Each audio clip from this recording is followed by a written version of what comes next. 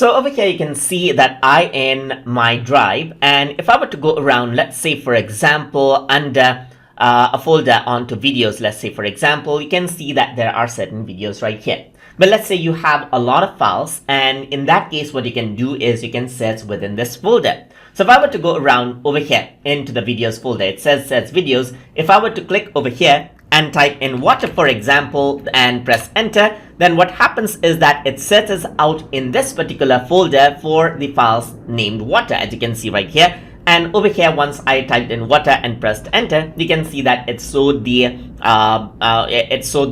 file name water, as you can see right here. So let me just go back right here, and let's say I want to search this entire drive. So what you simply do is you can go around over here, and it says search the particular drive letter right here. So let me just go around and search for water itself. And over here, you can see that the results with the watercolor actually appears just like this, as you can see. So you can go around over here and then search out whatever you like and get the files, that is, get access to the files easily by using search inside of the File Explorer in Microsoft Windows 11. So hope you guys learned something as always. And as always, please like, comment, share, and subscribe.